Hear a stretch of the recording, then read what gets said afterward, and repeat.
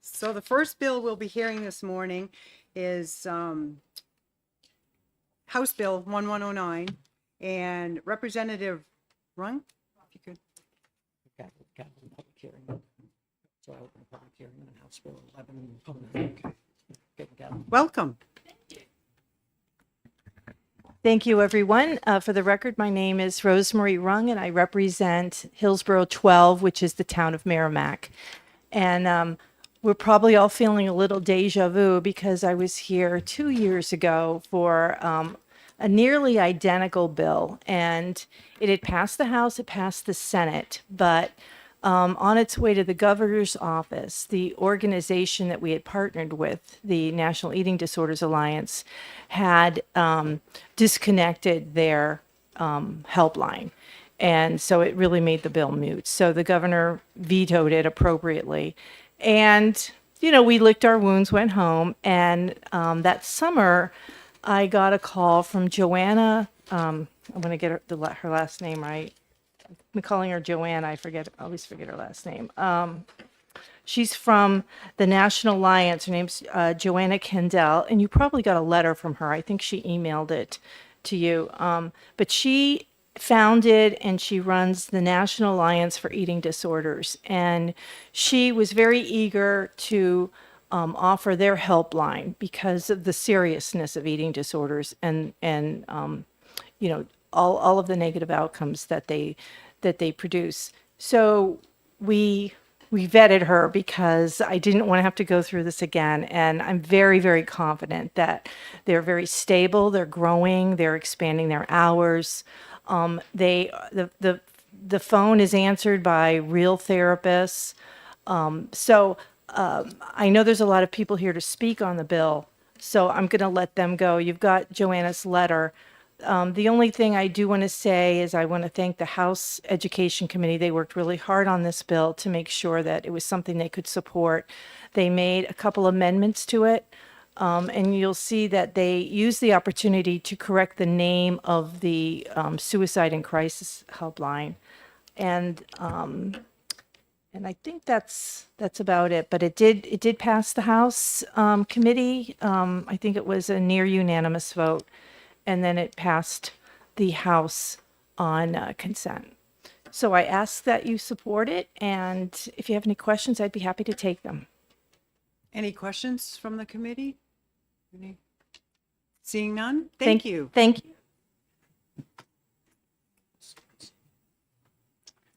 Thanks. A little easier to see. The next speaker is Representative Katie Pertino. Good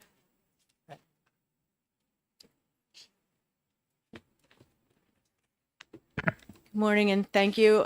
For the record, I am Katie Peternell, State Representative for Wolfboro and Tuftonboro, Carroll District 6, up in the beautiful Lakes region.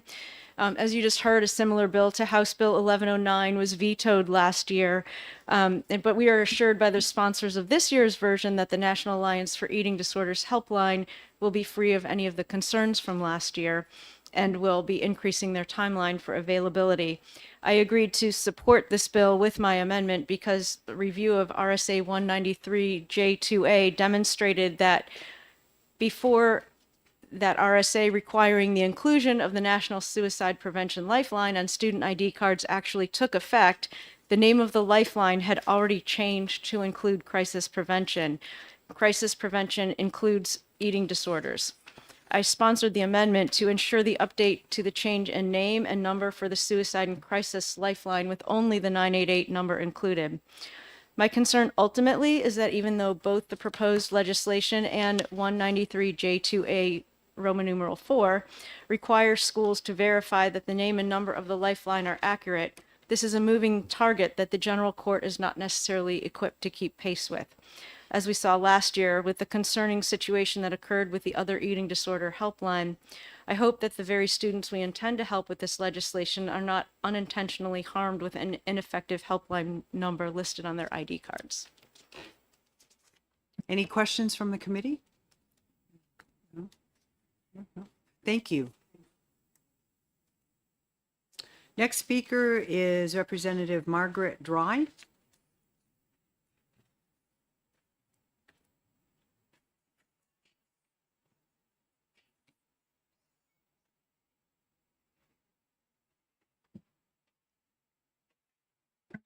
Good morning. For the record, I'm Representative Margaret Dry, Sullivan County District 7, serving the towns of Plainfield, Cornish, Newport, Unity, and Charlestown. In 2022, the National Suicide Prevention Hotline changed from a 10-digit number to the simpler to remember 988 number.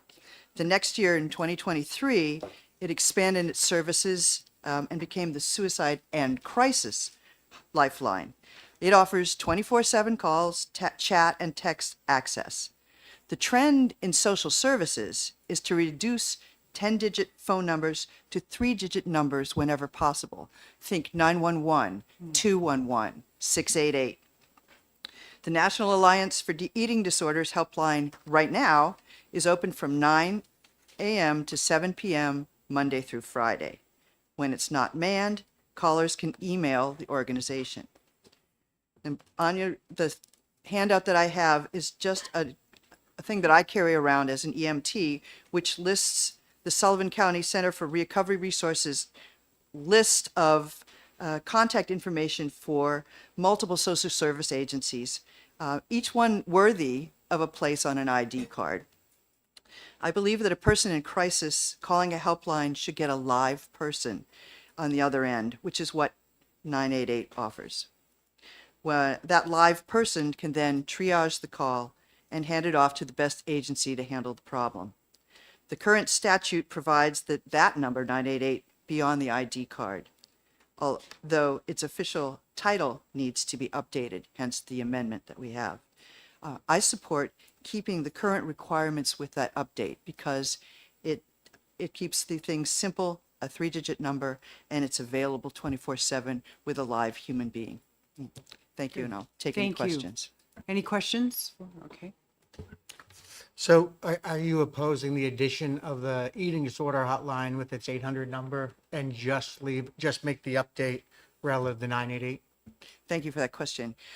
Yes, I am. With no disrespect to the nutrition and the eating disorders hotline, it's a great thing. But like I said, there are other organizations equally worthy of a place on an ID card that are also emergencies. And I just think that putting it under one roof is a lot easier to do on an ID card for a student. Thank you. Any other questions from the committee? Okay, seeing none, thank you.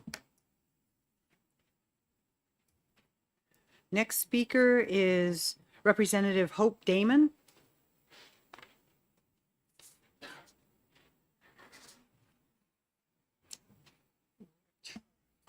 Good morning, Senators. I hope everybody had a good weekend. I am Representative Hope Damon, Sullivan District 8. I serve half of Representative Ward's district, Sullivan County, Claremont, and 8 more small towns. And I am also a retired dietitian diabetes educator who spent most of my 40-plus year career helping people with eating disorders. I am passionate about meeting their needs, about helping them get well, and doing whatever we can to facilitate that happening. You folks heard from me last year. I'm going to remind you of various significant points and why I vigorously support this bill. Eating disorders are complex, they are common, they are life-threatening, and they are treatable. Treatment is most effective when it is initiated early in what can be a multi-year, multi-decade illness.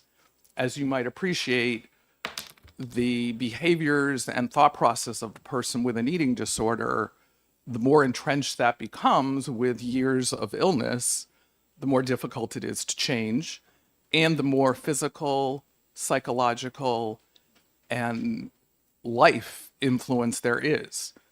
People with entrenched eating disorders find it hard to be successful in life, regardless of their innate capabilities. The eating disorder can pretty much take over so that the person has a hard time succeeding in education, in the workforce, in relationships. They are really, truly, in many cases, disabling. However, we have very good research and data on treating eating disorders. It is a question of getting people the care that they need to get in a timely manner. What this bill does is allows students under 18 or people under 18 to access a helpline that is specifically knowledgeable about eating disorders. I have enormous respect for the Suicide and Crisis Hotline and the folks who work that and anyone who works in mental health care, which, as we know, we have a significant shortage of providers of that care. However, the mindset of people with eating disorders works very differently than folks who are in crisis for other reasons. They hear language differently. I had so many patients in the course of my career who perhaps were in the emergency room for a medical crisis related to their eating disorder. For example, potassium levels can drop profoundly low with people who are bulimic and are losing electrolytes. And that is a critical risk. They could have a heart attack at 16 years old. Folks in emergency rooms know very well how to address the potassium deficiency, stabilize the patient's cardiovascular status, get them well enough to go on. Most of them don't know very well not to aggravate the eating disorder. So frequently they will say to some skinny little adolescent, well, you're not having heart problems because you're overweight, and the eating disorder mind hears that as a compliment, and it empowers them to continue restricting and purging. But it's not that that provider was trying to do harm. They're just not knowledgeable about the way a person with an eating disorder hears the concern. Additionally, rarely do folks with eating disorders, especially kids, identify themselves as being in crisis in the sense of calling a mental health or suicide hotline. They just don't see it that way. They will recognize that they have disordered eating and eating related behaviors and that perhaps they need help. But I think less than 10% of them, and I am personally just anecdotally making up that number, would call a suicide and crisis hotline when they were in distress about their eating disorder. It's just not what they do. So I think this opportunity to help people reach out to the folks who speak their language. This helpline has been in place for over 20 years. Joanna Kendall is revered in the eating disorders treatment community. I greatly regret that in the effort to do this bill previously, I was not as immediately involved, and I didn't, first term rep, kind of busy on ed committee in the House, didn't put forward this organization as the preferred organization that is sustainable and available. They are growing, they are increasing their service. I appreciate the concern that it's nice to hear from a live person and that 24/7 would be ideal. But I don't think we should sacrifice the availability of this helpline that fits these kids' needs much better because it's not 100% yet. And just a couple stats. And actually, I said it was 20 years old. It was established in 2000, so it's actually 24 years. Last year, in 2023, they had 264,636 calls. 30% of them were kids under 18, which is about 90,000 people. So they are serving a lot of people, and they serve with understanding, compassion, and not being judgmental, respecting that eating disorders work is truly a specialty.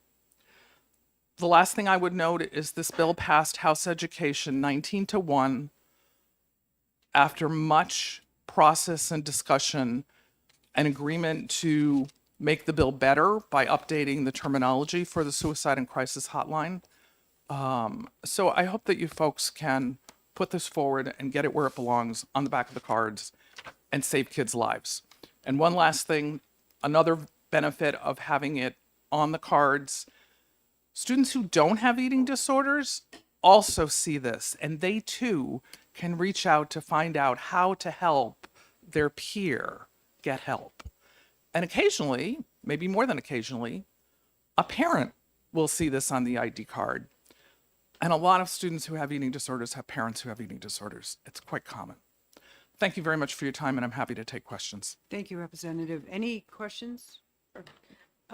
Thank you, Representative Damon. So is it your position that early intervention, talking about high school students, what could have lifelong impacts in terms of preventing and maintaining in terms of eating disorders?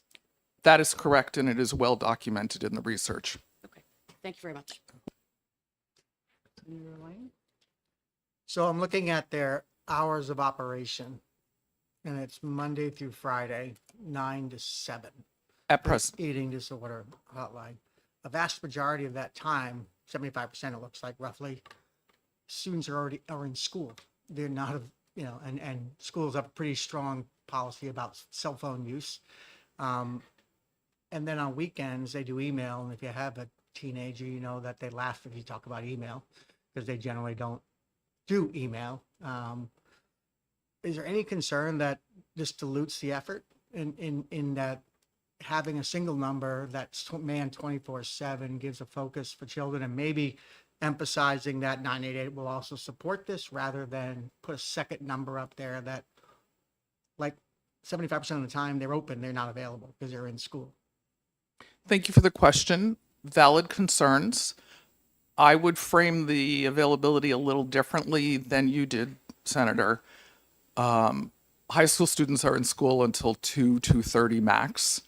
And in fact, most of the time when they reach out to get help, it is in that window of time, 4 to 7, 3 to 7. So the most critical hours for access, the helpline is available. They are expecting to expand to 9 to 7 on weekends in this calendar year. Part of their challenge, frankly, is they are staffed by clinicians, not by volunteers, which enhances the quality of the interaction and the help that they are able to give considerably. What is that cliche about don't let perfection be the enemy of doing something good? I think that's what this is. This is important. It is good. It will get better. It's not confusing. It's very straightforward. Any other questions okay. Thank you. Thank you. Next speaker is Representative Peggy Balboa. Balboa? She's not speaking. Not speaking. Okay. Sorry about that. Would you like to? Yeah, Okay. Okay, so next speaker, Holly Stevens.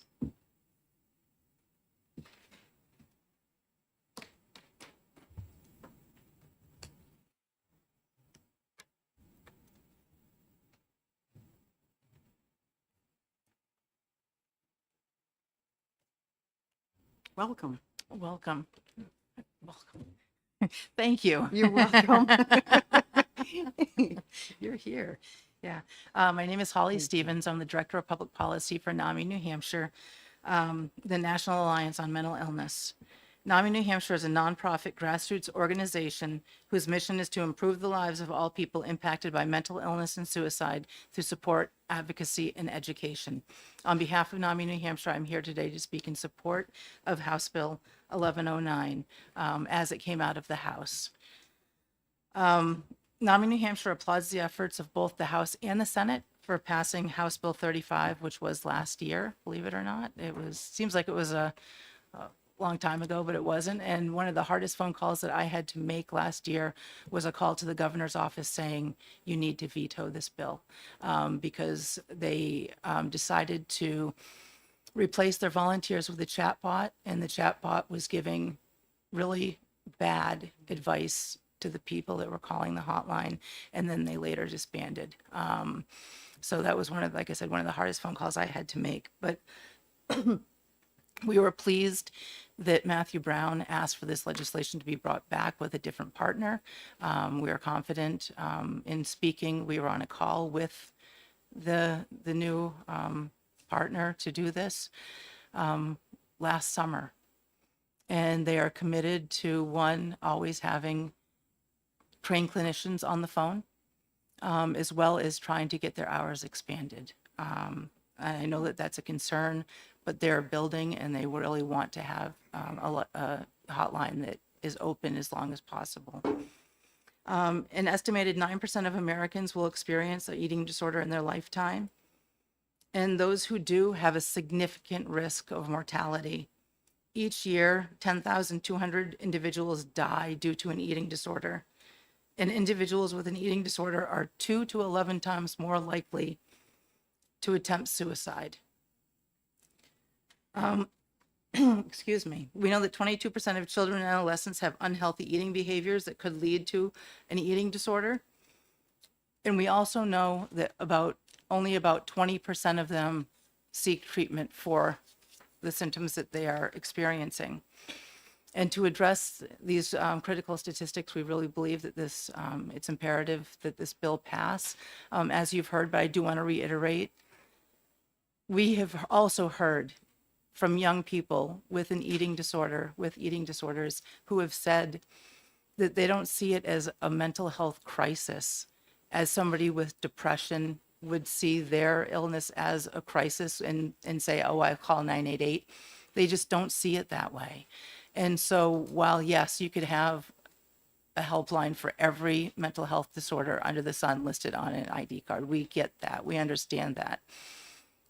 But a majority, if not all of the other all of the other mental health disorders, people recognize it as being a mental health crisis and they call 988 or will call 988. It's different with eating disorders. They just don't see it as being a mental health crisis. Even if they end up in the emergency room due to a physical health crisis, they still don't see it as a mental health crisis. If they see that the eating disorder hotline is on the back of their card, they are more likely to call that. And as you heard, friends of theirs may be more likely to call it instead of, they're not going to call 988. So for those reasons, we really ask that you give this strong consideration and do consider passing this bill. It's extremely important for the kiddos in our state. And I'm happy to answer any questions that you have. Thank you. Any questions from the committee? So in your discussion, I'm always concerned about diluting the message, right? And then not focusing on a single 988 seems to be where the states and multiple states have focused their effort on sending people for help, whether for whatever else. Is this an education issue? Do we need to educate people that that's a number to call rather than dilute it further? Or is it, you're insisting the only way to resolve the problem is to have this not 800 number? I think you'll find, and I'm going to urge you, Senator Lang, to call 988 and ask them for their expertise on eating disorders, because I think it's also an expertise issue that people at this helpline are experts in that issue. And because it is so complicated, I know that there were folks last year that ended up calling 988 because there was testimony given that 988 has experts on the phone to deal with eating disorders. And what they found is that's not the case. So I would ask, between now and when you vote on this, to call 988. Anybody can call 988. It is a crisis line, but even if you're not in crisis, if you're just seeking information, you can call it. So I, would urge you to call it. And when they pick up the phone, say, what can you tell me about eating disorders? What expertise do you have in eating disorders? And see what they have to say. Thank you. Thank you. Any other questions? Senator Thank you. Prentice?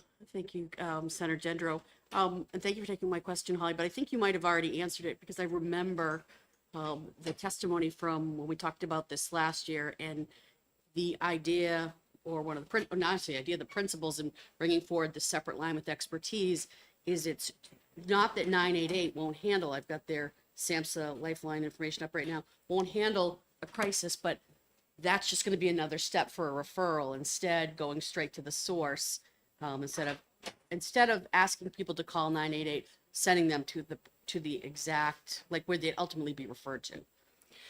Yes. 'Cause we don't want to discourage people from calling 988, but this isn't the right You can place call exactly. either or. But Okay. one of the things about the eating disorder helpline that's going to be on the back of these cards, they have every resource basically across the country in their database. That's not something that 988 has.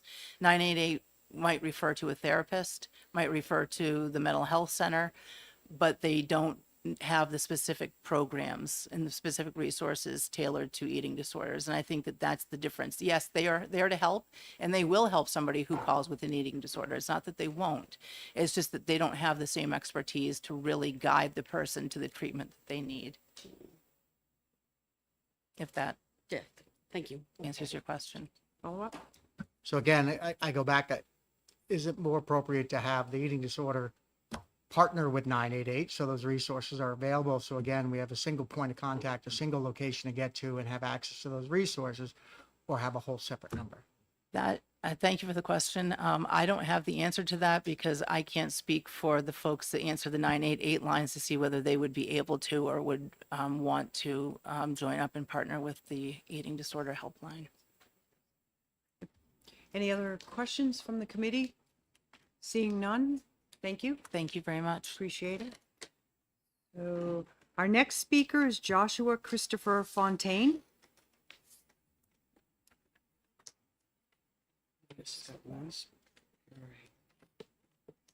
Welcome. My name is Joshua Christopher Fontaine. I'm 27 years old. As someone who has struggled with an eating disorder for the last 7 years, this topic is one that's close to my heart. I believe it's important to have the eating disorder hotline number on student ID cards because many students could benefit from it and it could even save their lives. Why, you might ask, would we need this number if we have the suicide hotline? The answer is because some students may not believe their eating disorder warrants a call to the crisis line. These students need help but may not know where to get it. Eating disorders are notorious for making those struggling with one feel like they're not sick enough. And because of this, calling a crisis line like the suicide hotline may not be what a student thinks is necessary. Thus, they won't reach out for help and may stay quiet about their illness for an indefinite amount of time. I did not have an eating disorder during my time in school, but I know that if I did, having a specific number written right there for me to call when symptoms were strong would be super helpful. Having the eating disorder hotline number also raises awareness about eating disorders. It lets these kids know that their struggles are valid and that they deserve help. Having gone through different levels of eating disorder treatment, I know how important it is to be able to talk to someone who understands and knows what they're talking about. People who make a huge difference in these lives of these kids with eating disorders are those people. If only they had the number to call.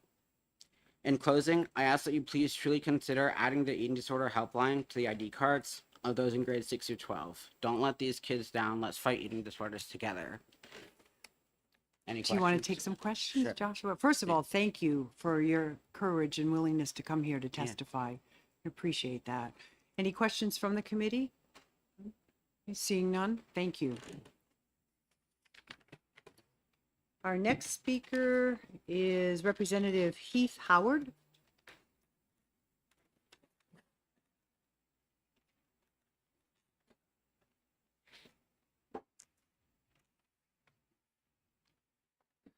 Thank you, Senator.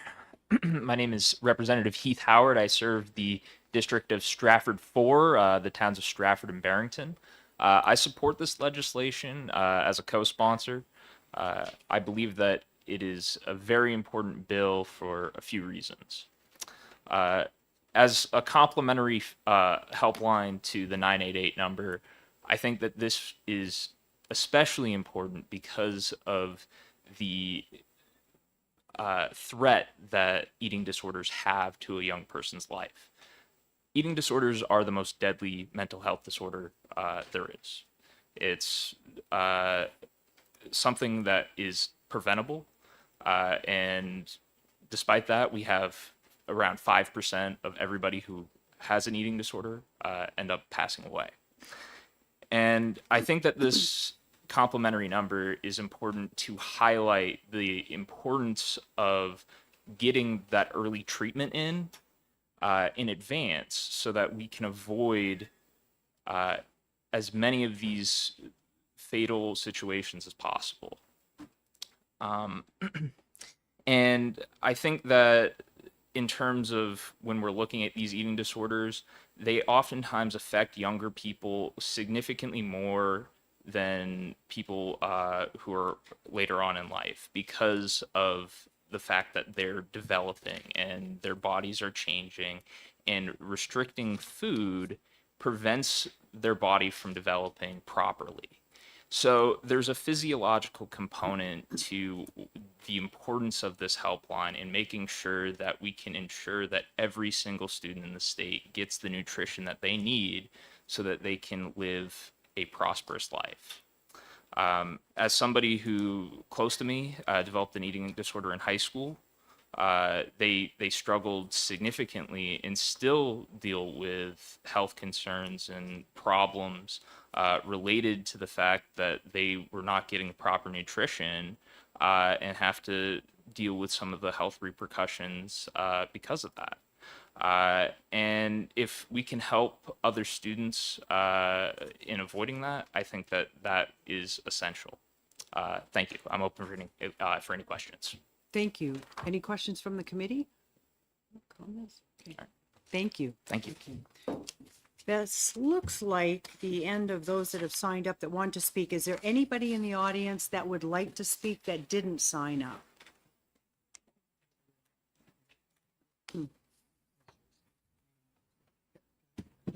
Thank you. Just make sure you state your name. Appreciate that. Good morning. My name is Matthew Brown. I apologize for my tardiness today. I am a sophomore student at Merrimack High School, and I came up with the idea for House Bill 1109. I want to speak today not on behalf of myself or the supporters of this bill, but on behalf of the hundreds of thousands of Granite State kids and teens who suffer from an eating disorder or a form of disordered eating. You know, as you heard before, this is a very serious issue, and I don't want to bore you again with statistics. But as somebody, I contacted the original eating disorders helpline a couple of years ago to receive help for an issue that I had, and I didn't go through treatment, but I just had somebody to talk to, and that really helped me. As somebody who spoke to Joanna Candell of the National Alliance for Eating Disorders, I'm very confident that this helpline and that this effort will not only help Granite State kids and teens, but will potentially save lives. I believe that that is very important, that even if we help one kid, that's a major success. And I think that's something that we need to recognize. You know, we live in a world now that's extremely complex. Social media pretty much runs a teenager's life. That has positives, but that also has negatives, and that is body image issues. And we've seen that grow rapidly since COVID. Eating disorders cases have skyrocketed. This is something that I feel needs to be addressed by legislation, and I think that adding an eating disorders helpline to student ID cards will do just that. You know, for me, I texted the helpline, the old helpline, and I don't believe that that's an option for this one. But unlike our previous partner, Ms. Candell is dedicated to working with us and is dedicated to improving. You know, instead of decreasing staff, she's increasing staff. Instead of decreasing time available, she's increasing time available. She's dedicated to working with us. She's dedicated to working on this issue. And I'm very confident that we will see very positive outcomes from this legislation. I'm happy to answer any questions. Thank you for your testimony. Any questions from the committee? No, seeing none. Thank you. Thank you. This, one more time, if anybody from the audience wants to speak before we close out the hearing.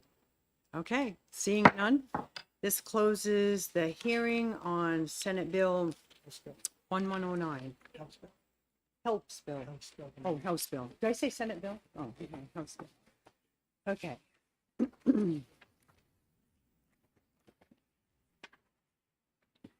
We will now open up the hearing on House Bill, why can't I find it on here? House Bill 1235.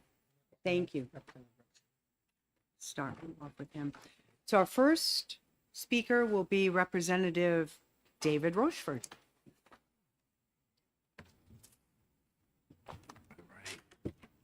Welcome, Dave. Thank you, Madam Chair. It's nice to be here. We have spring for at least 24 hours, so we'll we'll buckle down here. Let me just pull up my notes here that I prepared. Here we go.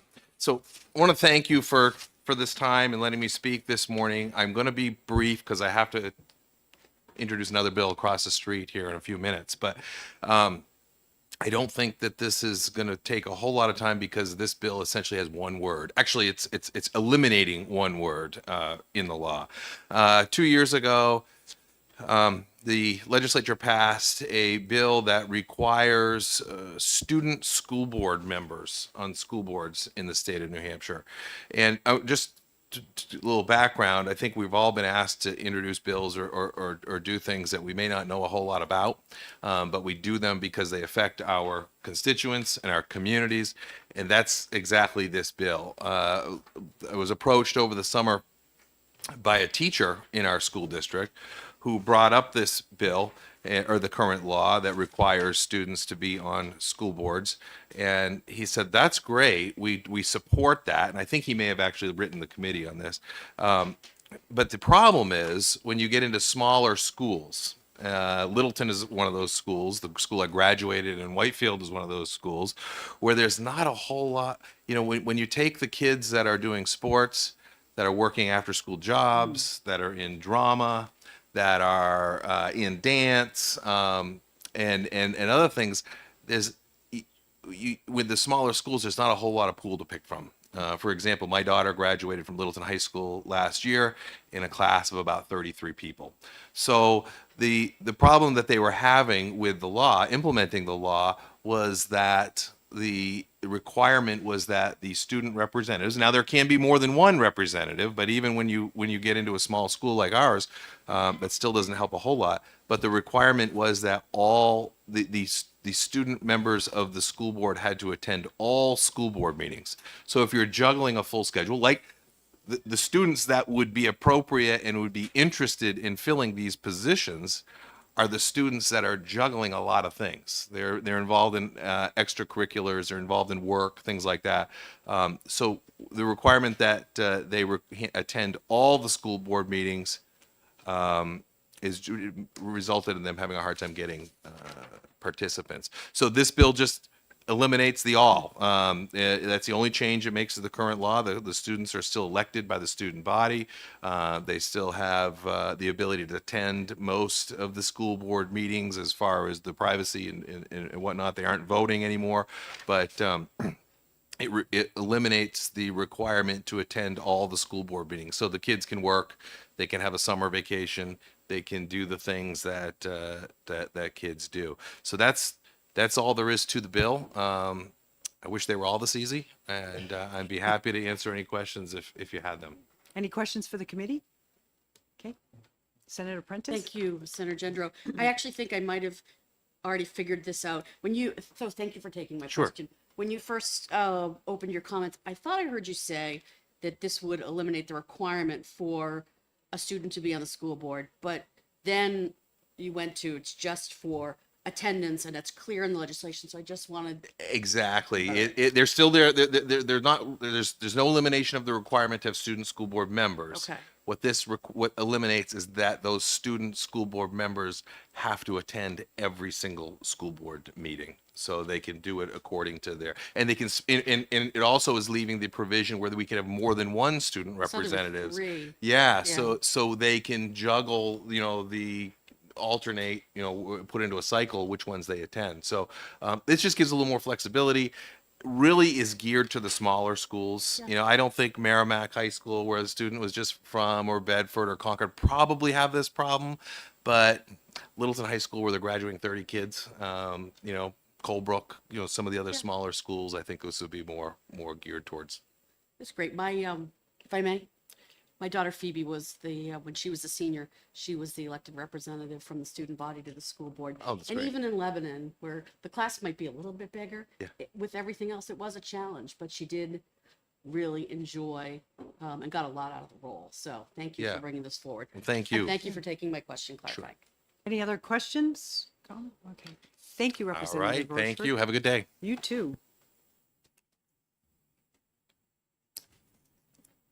So our next speaker is Becky Wilson.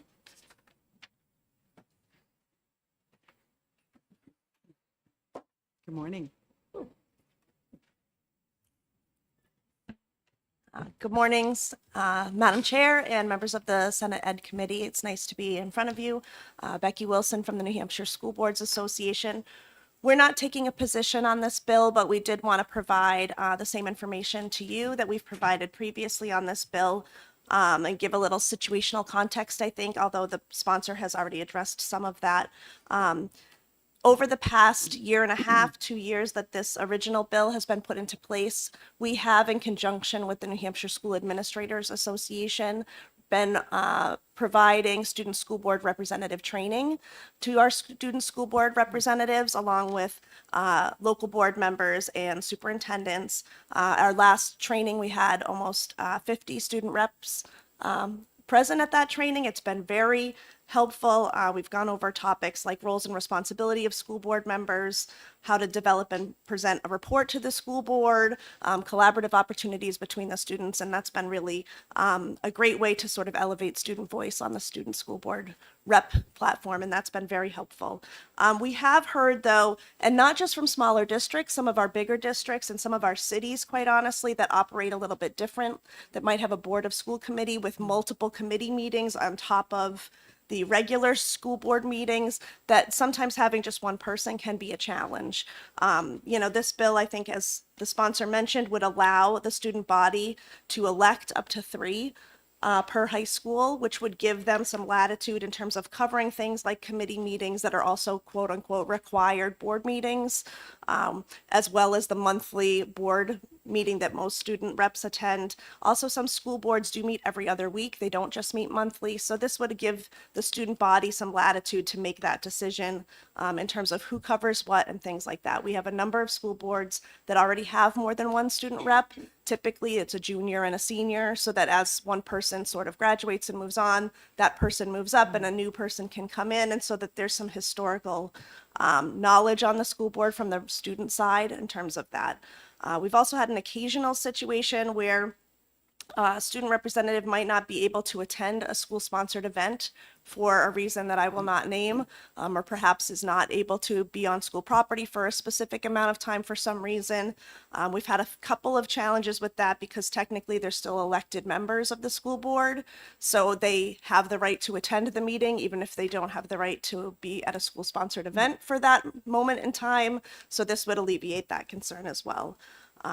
Happy to answer any questions, but we certainly, while we're not taking a position, understand the desire of the student reps to have some latitude. Good, thank you. Any questions from the committee? No? Thank you. Seeing none, thank you. It looks like this is the last speaker, but I do want to open it up to anybody in the audience that didn't sign up but would like to speak. Okay, seeing none, oh, I guess we do. So no one is asked to speak. So I guess this ends the hearing on House Bill 1235. Thank you. I'll give you these here too. Thank you. We'll now open up House Bill 1469, and our first speaker is Rebecca Fredette.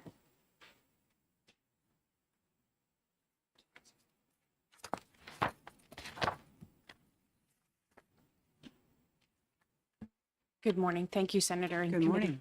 morning. My name is Rebecca Fredette. I am the State Director of Special Education at the Department of Education. We worked with Representative Cascadden for this bill.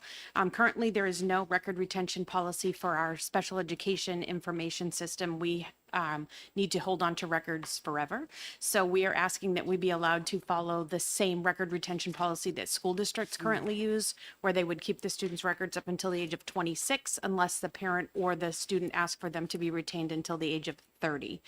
So we are just asking that we be able to use that same system for our special education information system, which are all currently electronic records. Good, thank you. Any questions from the committee? Getting off easy this morning. Okay, the next person that's asked to speak is Mariah Ryan.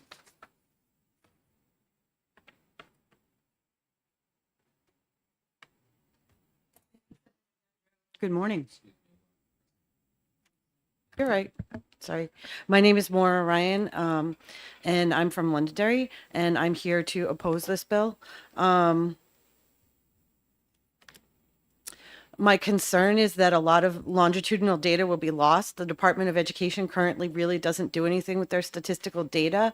I have a master's in education policy with a concentration in education law from Columbia University, and I've worked in the New York City databases. They have databases on their data for special education students going back into the 1800s and beyond. And they actually use that historical data for research purposes because they're trying to recognize trends. In addition to which, I am a product of the New Hampshire public school system, and our senior class participated in the University of Michigan study, which some of the people in my class are still participating in that study, and that longitudinal data is very important for research purposes and to identify trends. So with that being said, I don't believe that that's a good course of action. I believe that we need that data and that we should be doing more with it. I'm happy to take any questions. I just want to do a point of clarification. On the form, you checked that you support this bill. I'm sorry, no, I don't that's want to wrong. monkey with it. I So if oppose you- it. How do we just, do you want me to just change it? So, okay. All right. Yeah, we just want to make sure we get that correct. You have different forms. I'm used to the pink cards. Okay. Any questions from the committee? No? Okay. Seeing none? Thank you. Thank you. Appreciate it. And we'll open it up. Let's see. Mariah. I guess that's it, unless anybody else wants to speak from the audience. Okay, seeing none, we'll close House Bill 1469. Thank you.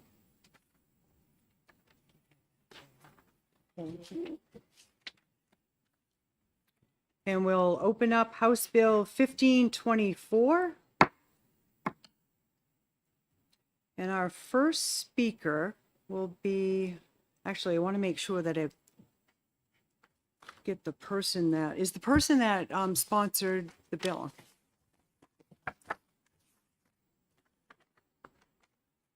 Yep, done. Who's it? Done, Perez. It done? Perez. He's not here? Okay. Anybody? We do need somebody to open the bill. Do you want to open it up? Okay. Madam Chair, Senator Lang, I'll introduce House Bill 1524 relative to the authorization of special education children.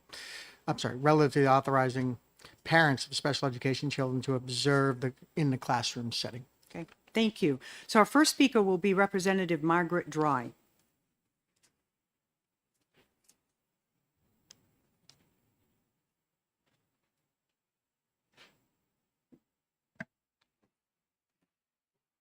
Good morning once again. For the record, Representative Margaret Dry from Sullivan County District 7, Plainfield and Cornish, Newport Unity, and Charlestown. I'm here in support of this bill. I did the speech from the well in favor of it in the House, and I want to just draw your attention to two things. One, that this was at the request of a constituent, because obviously it's not happening all through the state, the ability to observe in classroom setting. And I did hear from people after the bill passed that they were very favorable about, to that because they had not had access and they were looking forward to this moving on. I want to draw your attention to the last part of the bill, which has a very controversial line, which says school districts shall impose no conditions or restrictions on such observations. Sounds very generous, extremely loose, until you read the rest of the sentence, which says except. And it covers the three issues that people have had with this bill. It covers the safety of the children in the program. It covers the integrity of the program while it's under observation. And it protects children in the program from disclosure about any of their personal information. Some parents had problems with if they're in a group, would there be information that came out? This gives the school district the ability to say no if there is a danger to the safety, the integrity, or the protection of the people involved in the program. So I think that the bill is comprehensive. It covers the situations that people have had. It allows access, but it also protects the safety and integrity of the program. Thank you. Thank you. Any questions from the committee? Senator Lang? Do you know what the current policy is for parents of any child to step into the classroom and observe what a teacher is? Do you know, are there policies established around that? Thank you. No, I don't. You don't know, or no, there isn't? I do know that it varies from school to school. And obviously, because some people have had the ability to go in, some haven't, and just regular observation is difficult to do. But I think that having this in statute is a good basis to build the request upon. Thank you. Glenn, get ready for the same question. Further Question. question? Thank you, and thank you for taking my question. So you said this was on the recommendation of a constituent. Did this constituent have issues with their child was being taught, or just wasn't allowed in the classroom, is what you're saying? Thank you for the question. I believe that the question was access, and was not was denied access when it was requested. And I don't know the circumstances of it, but I know that it was enough that they wanted to request this bill. One more follow-up, Madam Chair? Follow-up? Follow-up. So you're saying, thank you for taking my question. You're saying the parent was denied access to the classroom? Or at least access to observation of the program, whether it was in the classroom or not. Thank you. Thank you. Further questions? Okay, seeing none, thank you. Our next speaker is Representative Peggy Balboni.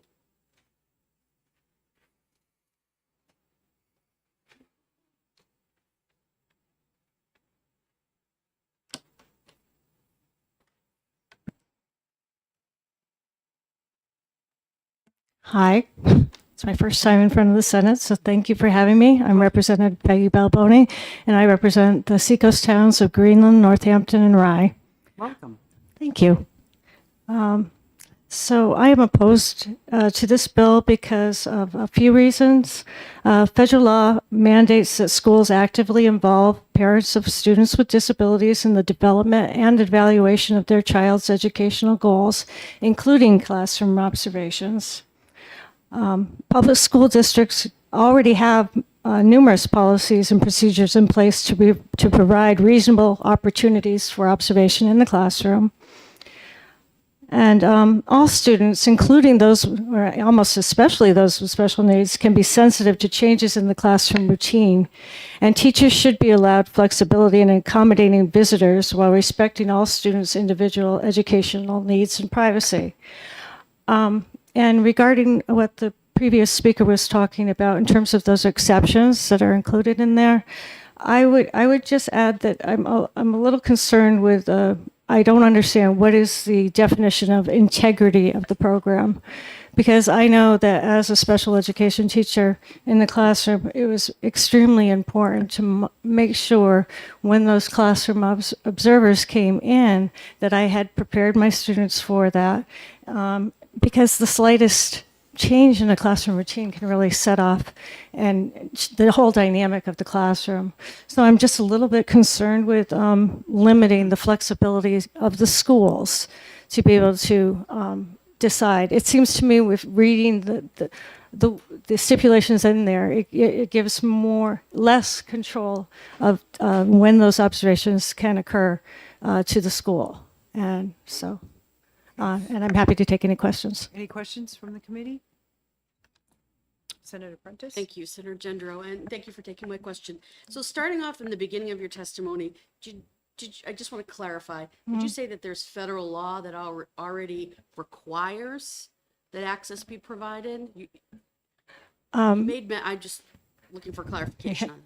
Thank you for that question. I'm not an expert in the law, and it's pretty heavy to go through. What it does indicate that they have the ability to be directly involved. I don't believe there's a specific caveat that ensures that anything particular to classroom observations.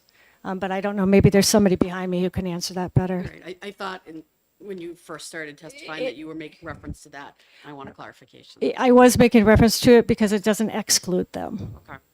Good. Thank you. Any other questions from the committee? Hearing none. Thank you. Thank for your you. Testimony. Our next speaker is Representative Hope Damon. You did not check it off. Okay. Would you like to speak? Okay. All right. So our, 15. I think you did check that off, so we're all set. The next speaker then would be Mariah Ryan. Good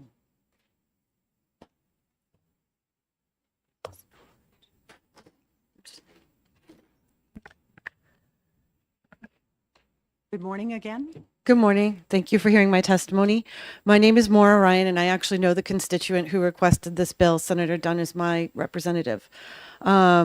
I support classroom observation, and it is a part of the law. It's actually part of a court case, Schaefer versus Wiest, and it was also part of a Massachusetts due process decision that it is mandated that parents be allowed to observe in the classroom. The reason that parents are supposed to be allowed to observe in the classroom is because they're allowed to collect data points on whether or not their student's IEP is actually working. And actually, schools were the ones who got this rule implemented because they were collecting data points and not allowing the parents to collect data points, which when they went to due process left an uneven playing field. The parent in question was not able to conduct an observational classroom observation and collect data points. The main thing that the parent is looking to do is make sure that the child's IEP is implemented appropriately. And I can tell you that I have a son with autism, and I did conduct a classroom observation of my child where I found him in the corner of the room, flanked by 2 special education teachers in a classroom where he was expected to pay attention to a lesson, work with a para, and work with a special education teacher all simultaneously. For someone who has executive functioning challenges, that's pretty rough. And the reason why they were doing this was because they didn't have time in the schedule to do the activities individually. So they were trying to deliver them all at once, which was not successful. I was able to take that data and able to work out a different schedule for him. So that data was important to me because I needed to know if my child was receiving services appropriately. The federal government also requires parent and community engagement as part of federal funding, and classroom observation is a part of that. I can also send you the Schaefer versus Wiest case and the Massachusetts case if you'd like to read them. I have no problem with that. The policies for the school districts vary from school district to school district because they're kind of just setting their own thing and determining whether or not parents can do this. But parents have the right to do this because they have the right to get independent data collection in the event that they need to do due process. Due process is also a very expensive process. The cost of due process for a parent is basically the price of a small car. So by not allowing the parent to collect their own data and negotiate with the school district, you're putting them at a huge disadvantage, particularly if they are a disadvantaged class like lower socioeconomic status. I am also a member of the State Advisory Committee, which supported this bill. And I don't know, do you have the letter, statement of support? Did you send that in? I did not, but I can send it. I believe the chair sent it. Okay. But I can do that. All right. And I'm happy to take any questions. Any question? Okay. Sorry, did you, and thank you for taking my, did you say you support this bill? think I missed support it. You support it? 100% support. Other questions, comments? No? Okay, good. Seeing none, thank you. Thank you. Appreciate it. You had also mentioned to the Weiss, could you send that to us as well? Yeah, that would be great. Thank you. Appreciate that. So it looks like our final speaker, unless there's anybody else from the audience that wants to speak, is Becky Wilson.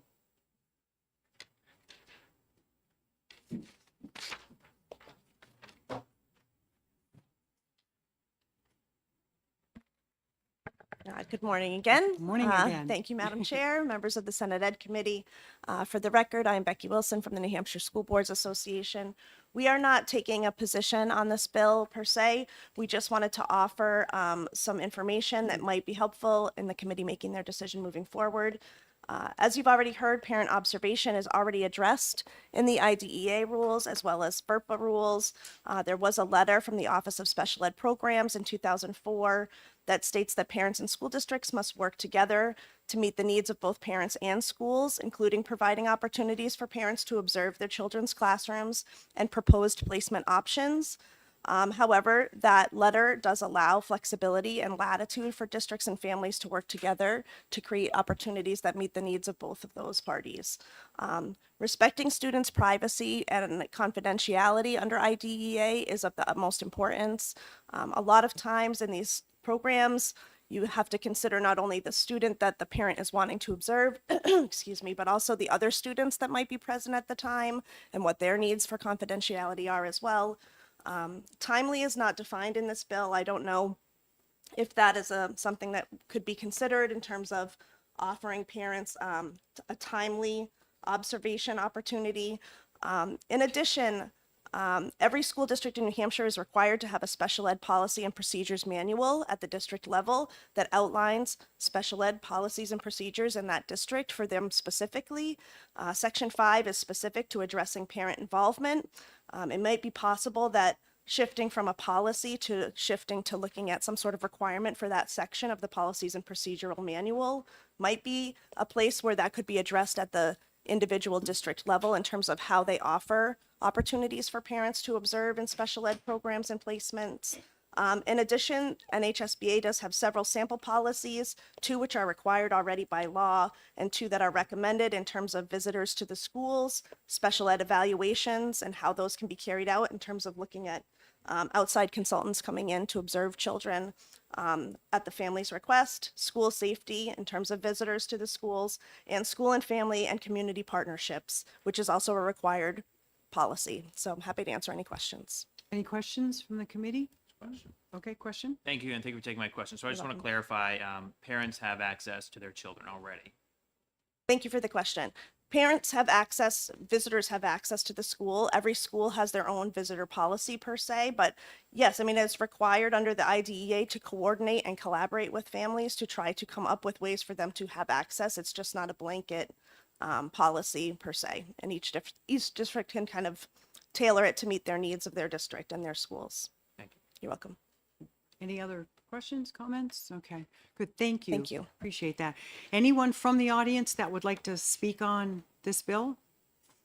Seeing none, this closes House Bill 1524.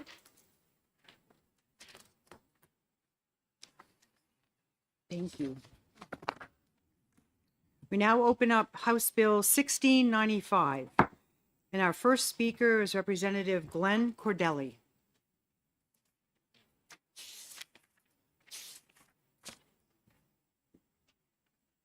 Good morning. Morning, Senators. Thank you very much. For the record, Glenn Cordelli, representing Tufton Borough, Wolfboro, and Ossipee in the beautiful Lakes region, and a member of the Education Committee.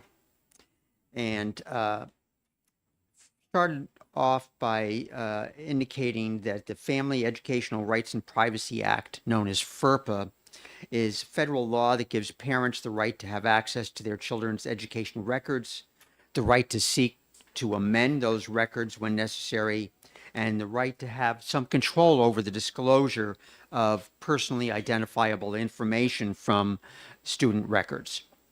Under FERPA, a parent shall provide written consent before a district or a school can disclose that personally identifiable information, but there are exceptions. Under FERPA 34 CFR 99.31, and I've given the assistant copies of that, there are exceptions that include school officials and teachers can have access if they have a legitimate need, but also contractors and consultants who might perform services for the district can also have access to that student information. So there's not much we can do about the federal law at this point, but we believe that the parents have a right to know when that personal information is being disclosed and who they have, who is being disclosed to, why, and what information is actually being disclosed. New Hampshire has great concern for privacy. We've put it in our Constitution. And so this bill is very simple. The House believes that when information is released, parents should be notified. And this amendment just clarifies, well, that's another point I wanted to mention. I'm not sure which copy of the bill you have, but on the table, it was the introduced copy. There was a House amended version of the bill also, which adds a sentence that the department can share and transfer information with districts outside of this exception. And we are continuing to have discussions with the Department of Education to make sure that their functions with contractors, such as the assessment provider, are not impacted, and that there are no unintended consequences for those from this bill. So I'd ask that you temporarily hold off on any executive this bill while we continue discussions with the department, because we want to avoid any unintended consequences with the functions that they are required to perform. But other than that, I think it's a simple, you could say it's a parent's right to know piece of legislation. And I thank you. Thank you. Any questions from the committee? Okay, Senator Ryan. So I'm a little, I won't say confused, but we have the federal 9931 that says that a contractor, consultant, or volunteer with whom the institution outsourced institutional services, so is considered basically an employee of the school district. So my question is this: so is a contracted speech pathologist at a school district, would this require notice to the parent if information is released to that, if they're acting as a contractor to provide speech pathology or speech therapy to a student? I think that parents should be aware of that service in any event, that they should be aware of the fact that their child is receiving that service from the school district. So I think that parents should be notified. And who's providing the service? Follow up? Well, yeah, again, I'm trying to, are you saying that there are schools providing speech pathology or speech therapy without notifying parents? Their students are getting that? No, I'm not saying that. I just want to make sure that the parents are aware. Okay. Thank you. Senator. Thank you, Madam Chair. and Thank you for taking my question. I want to follow Senator Lang's questions as well. Can you define third party for me? What is the concern here? Where's, I'm confused because, it could be an occupational therapist or a speech therapist, just like Senator Lang mentioned. Right. I think those are also provided for, those types of services are provided for in the IEP, so that the parent should be aware of those services via the IEP, because hopefully they're signing off on the IEP and the services to be provided. In this case, as a contractor, I know there's a behavioral institute out of Keene State that provides services to districts. Those type of contractors are really the aim of this bill. Further questions, comments? Do you have a follow-up? No? No. Okay. Right. Thank you. Hearing none. so Thank you. Appreciate it. The next speaker is Representative Peggy Balboni.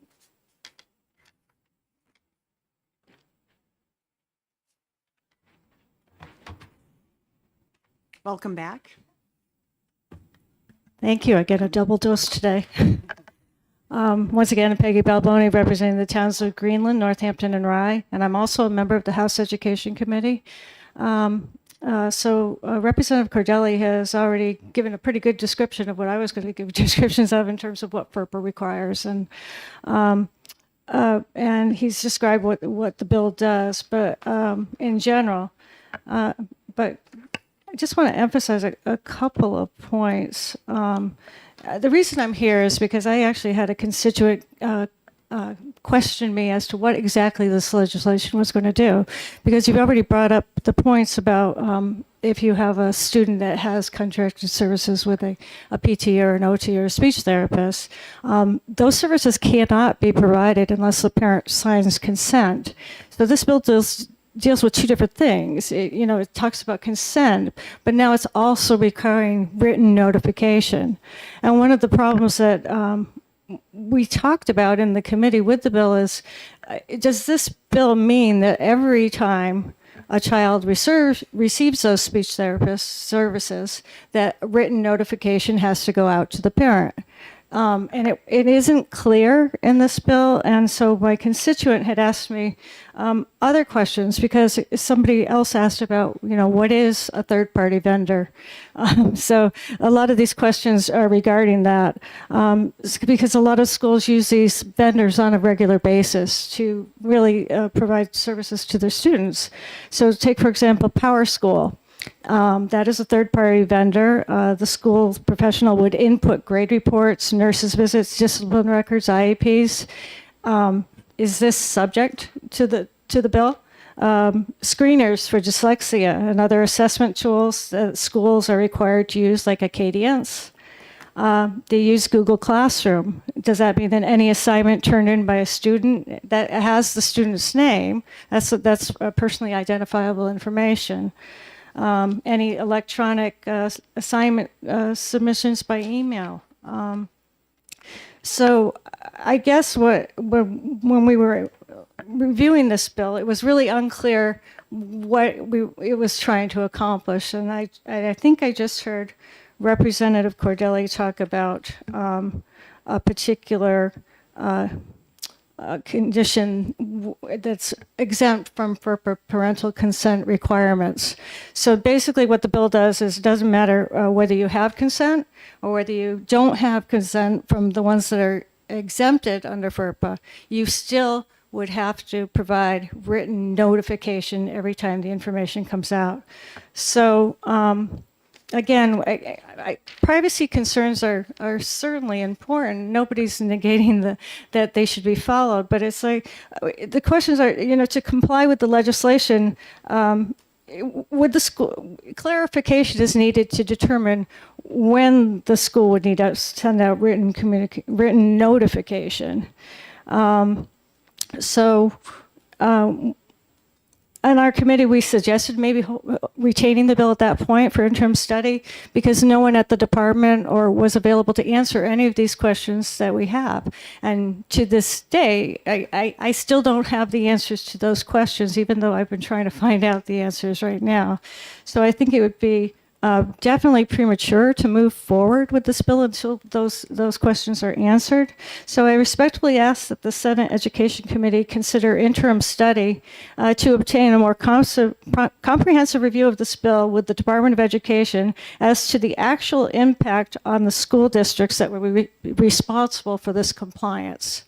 So thank you. Thank you. Any questions from the committee? Senator Lang? Thank you. And if I remember, you talked about you were a special ed instructor, prior teacher? Yes. All right. Yes. So my question comes this, and I'm again, it's about grasping the understanding of the bill and what the intent of the bill is. Providing things like speech therapy or occupational therapy are direct student-related activities relative to an IEP or anything else. So in that instance, it's assumed that the information is transferred or acting as an agent of the school. Is that correct? Okay. Yes. So my question is, when a school steps outside of that role and contracts with a provider to evaluate data for the purposes of providing statistics or other data, should a parent be notified when the school contracts with an outside agency to provide data analysis in some way, shape, or form, and that data is going to be released?